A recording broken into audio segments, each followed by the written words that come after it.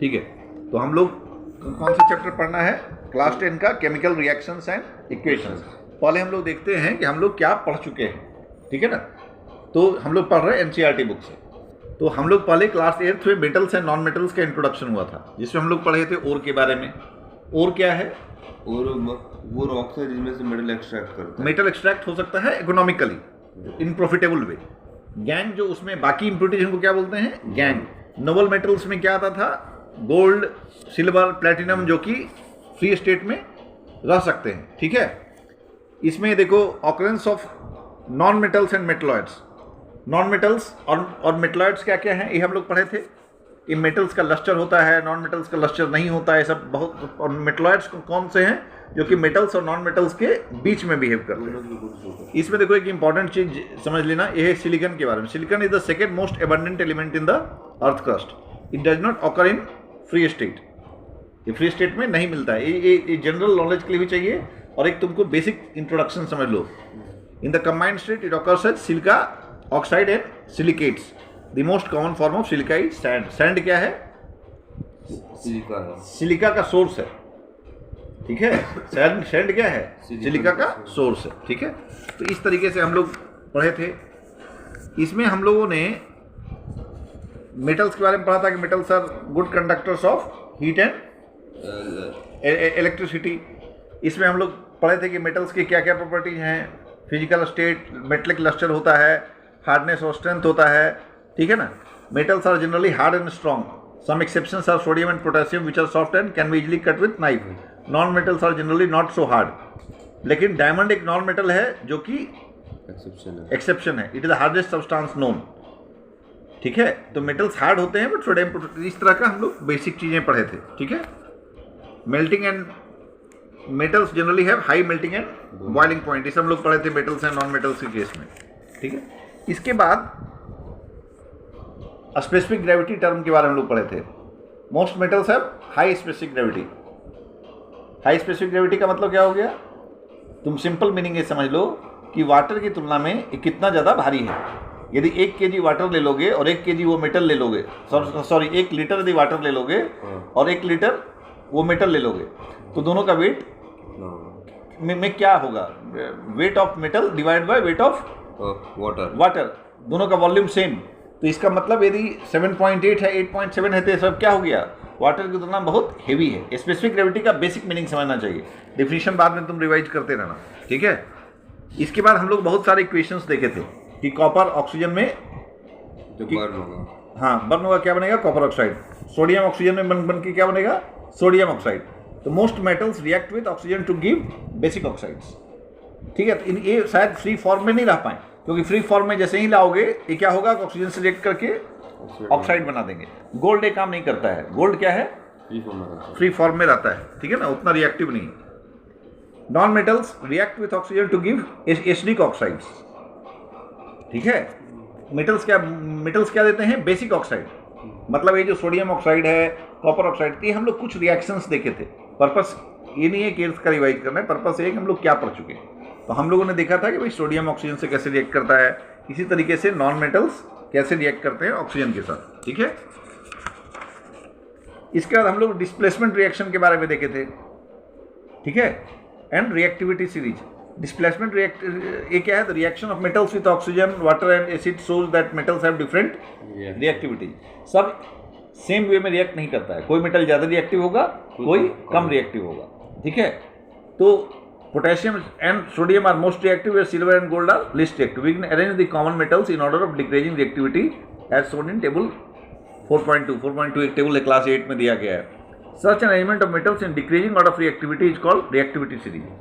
तो हम लोग रिएक्टिविटी सीरीज ऑफ मेटल्स में पढ़े थे, जब मेटल्स को डिक्रीजिंग ऑर्डर ऑफ रिएक्टिविटीज में लिखते हैं। मतलब टॉप में क्या है? Most reactive. टॉप में क्या था?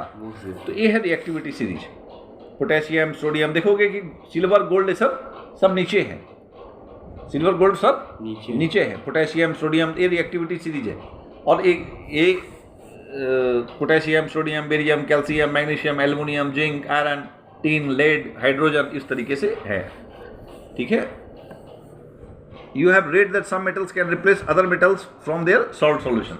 सॉल्ट सॉल्यूशन में एक मेटल क्या करेगा? दूसरे मतलब दूसरे को रिप्लेस कर देगा, ठीक है। तो ये एक किस आधार पे होगा, जो ज़्यादा रिएक्टिव होगा वो कम रिएक्टिव को रिप्लेस कर देगा। तो इसके बारे में पढ़ेगा, ठीक है।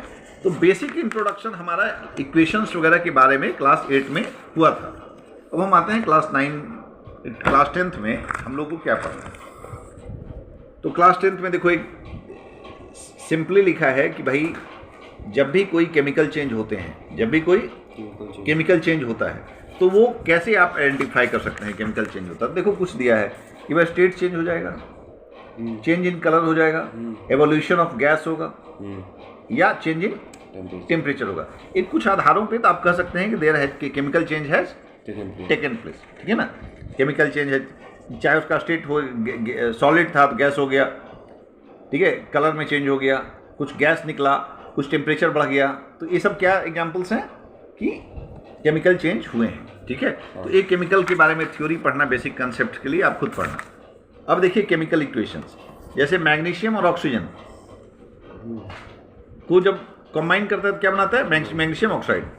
तो एरो से इंडिकेट करता है, एरो के इधर वाला क्या है लेफ्ट हैंड साइड में, रिएक्टेंट। इसको क्या बोलते हैं, इसको क्या बोलते हैं, प्रोडक्ट, ठीक है।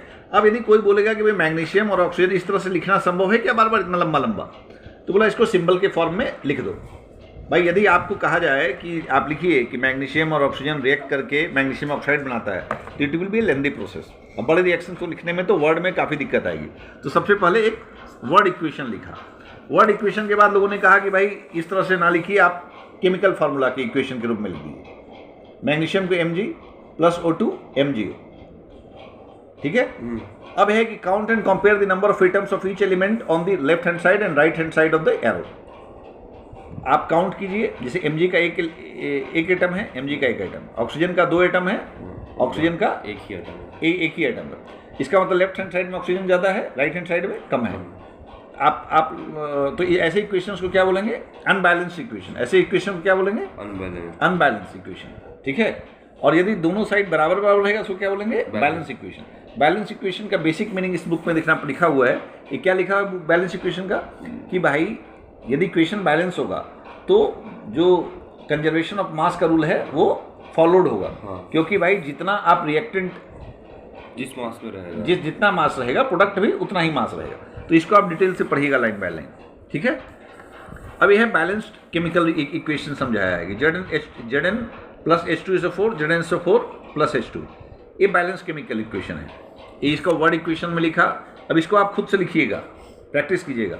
तो जिंक जब सल्फ्यूरिक एसिड, H2SO4 मतलब सल्फ्यूरिक एसिड से कंबाइन करता है तो ZnSO4 एक प्रोडक्ट बनता है और प्लस H2 बनता है। इसमें Zn देखो एक है, इधर एक है, हाइड्रोजन 2 है, हाइड्रोजन 2 है, सल्फर एक है, सल्फर एक है, ऑक्सीजन 4 है, ऑक्सीजन 4 है। तो इसका मतलब ये बैलेंस्ड है। इसके बाद दूसरा एग्जाम्पल दिया Fe + H2O, Fe3O4 + H2। इसमें क्या किया कि देखो बुक में बहुत अच्छी तरह लिखा रहता है, किसी और चीज़ से पढ़ने की जरूरत नहीं है। इसमें लिखा भाई कि Fe में कि क्या है, एक एटम है, इधर क्या है राइट हैंड साइड में प्रोडक्ट में 3 है, H का 2 है, इधर H का 2 है, O का 1 है, इधर O का 4 है। तो इसमें सजेस्ट किया है कि सबसे पहले आप बैलेंस उसको कीजिए जिसके सबसे ज़्यादा एटम्स हैं। तो सबसे ज़्यादा एटम्स किसके हैं, ऑक्सीजन के। तो कहता है पहले ऑक्सीजन को बैलेंस करके देखते हैं। तो यहाँ O4 है, तो यहाँ कैसे बैलेंस किया सकता है, यदि 4H2O कर दें तो 4 हो जाएगा, तो वो 4 हो जाएगा। तो इस तरीके से पहले कर ऑक्सीजन को बैलेंस किया, ऑक्सीजन से बैलेंस करने के बाद फिर टेबल लिखा, ठीक है ना। ऑक्सीजन से बैलेंस करने के बाद फिर टेबल लिखा कि भाई अब किसको बैलेंस करें।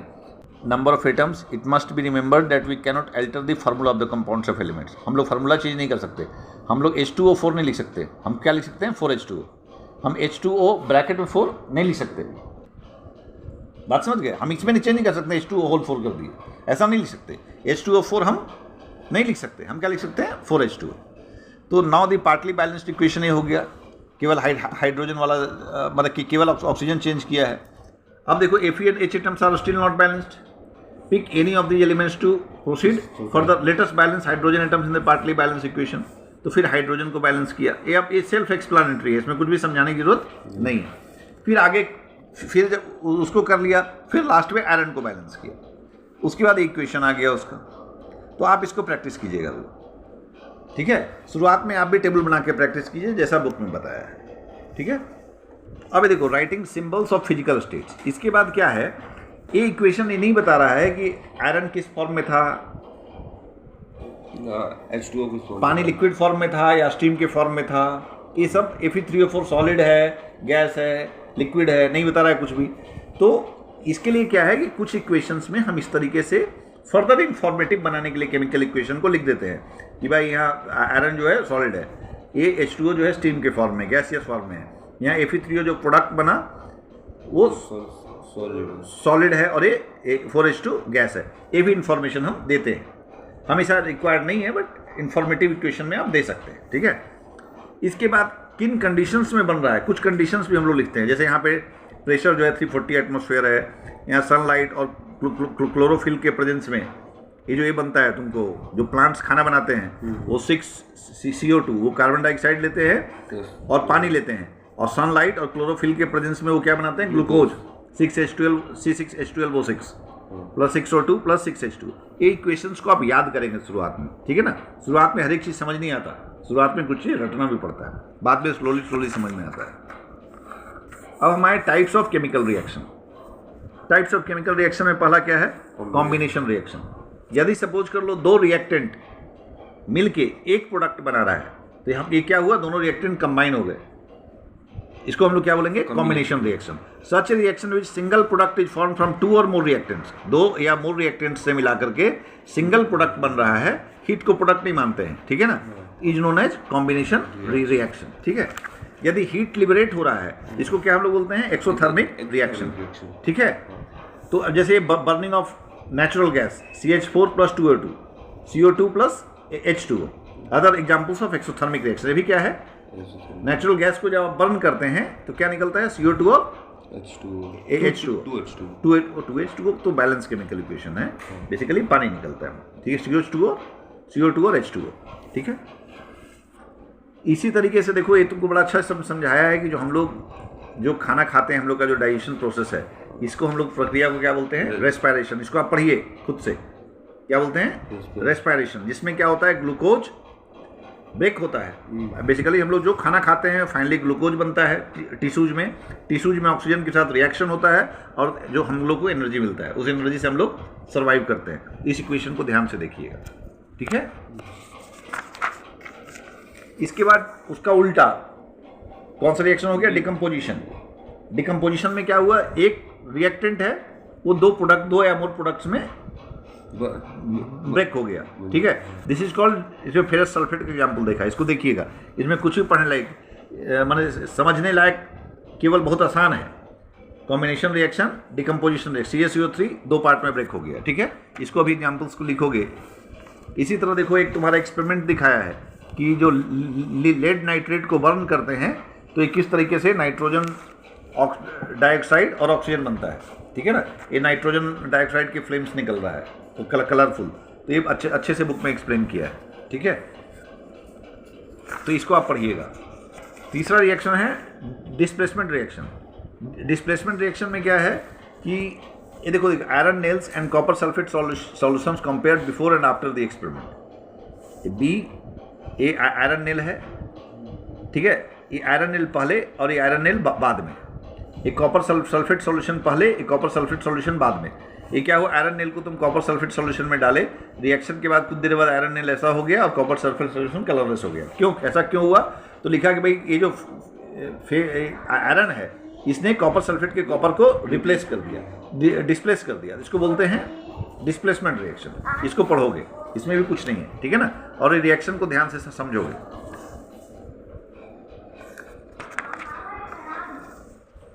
इसके बाद तुम्हारा है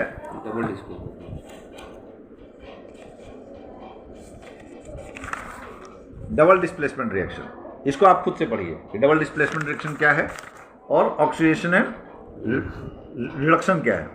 नॉर्मली क्या बोलते हैं, ऑक्सीजन का एडिशन को हम लोग क्या बोलते हैं, ऑक्सीडेशन, और ऑक्सीजन का हटना, तो यहाँ क्या Cu प्लस O2 2CO क्या हुआ, ऑक्सीडेशन हुआ। यहाँ पर CuO और H2 में O क्या हुआ, निकल गया, ठीक है। तो उसको हम लोग ये इसमें देखोगे तुम कि इसका क्या हुआ, कॉपर से ऑक्सीजन हटा तो उसको क्या बोलेंगे, कॉपर का रिडक्शन हुआ। हाइड्रोजन में ऑक्सीजन जुटा तो हाइड्रोजन का क्या हुआ, ऑक्सीडेशन हुआ। और तो एक ही रिएक्शन में देख रहे हो रिडक्शन भी हो रहा है और ऑक्सीडेशन भी हो रहा है। इसको भी आप समझिएगा, ठीक है। कोरोजन तुम पहले भी पढ़ चुके हो, कोरोजन क्लास 8 में भी पढ़े हो, पढ़ा। गैल्वेनाइजिंग पढ़े हो, इसमें इलेक्ट्रोप्लेटिंग मतलब कोरोजन तो वो था जो जंग लगना ना। हाँ, जंग लगना, ठीक है ना। जैसे आयरन को तुम बाहर छोड़ दोगे तो आयरन रस्ट होकर धीरे धीरे खत्म हो जाएगा, ठीक है। तो उसके लिए हम लोग क्या करते हैं, कोरोजन प्रोटेक्शन मेजर्स लेते हैं। Galvanising is one such measure, ठीक है। तो आप उसको क्लास 8 को फिर रिवाइज कीजिएगा। फिर रेंसिडिटी खुद भी पढ़ना, हमको भी समझाना रेंसिडिटी क्या है, ठीक है। बुक में जितने अच्छे ढंग से चीज़ें लिखी रहती हैं उससे बेहतर कुछ नहीं है पढ़ना। तो ये एक्सरसाइज और मेरी तरफ से कंप्लीट हो गया। आप जो है ये बाकी आइटम्स एक बार डिस्कस कीजिएगा और मैं रिवीजन करूँगा, तभी आप इसको कंप्लीट कीजिए। Okay, thank you.